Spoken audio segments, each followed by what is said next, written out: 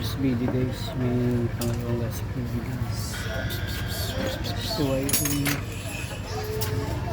Kimco pala, Kimco 110 guys. Palitan ko lang ng bearing sa panglikod. Malagutok na.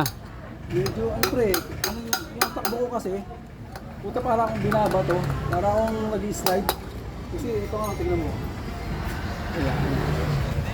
Kakayod pa naman yung sa buha. Yun ang ano ko kasi baka pagka tinakbo ko ng tinakbo na si Ryan Berry, baka lumaki sira. Kayo rin yan to, luluwag dito yan. Kaya sabi ko, paggawa ko na. Ito ng bearing guys, panlikod.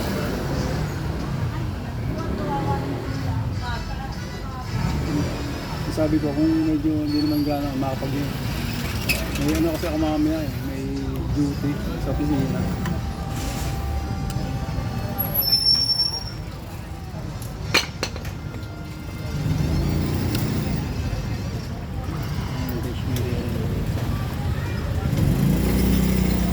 Malagutok na yun guys. 6'7". Ilang taon na sa'yo itong motor mo? Para ano yun, 2016. 9 years. 9 years. So January 2026, next year. 10 years, 10 taon na yun. Tagal na to guys yung Kimco. Yun sa service niya to guys. Tagig yung pasok niya.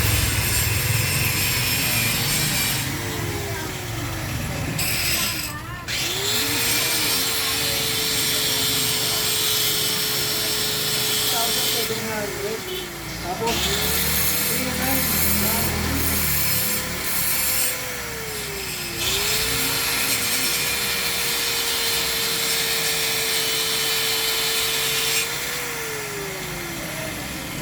Mukhang 3,900 pre, 3 taon.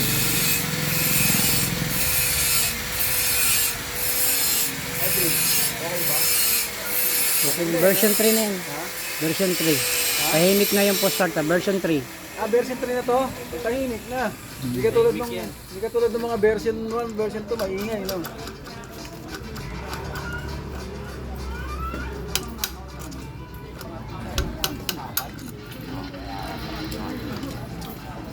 Kaya kasi lumaki sira pagka tinakbo mo si Ryan Berry.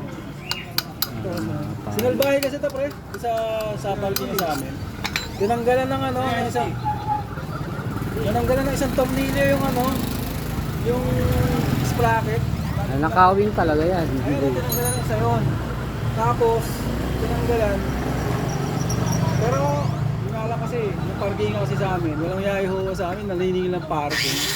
Tapos wala naman ilaw hindi naman nila inayos yung ilaw na pinapaparking nila, kaya madilim. Kaya hindi mo mapahuli,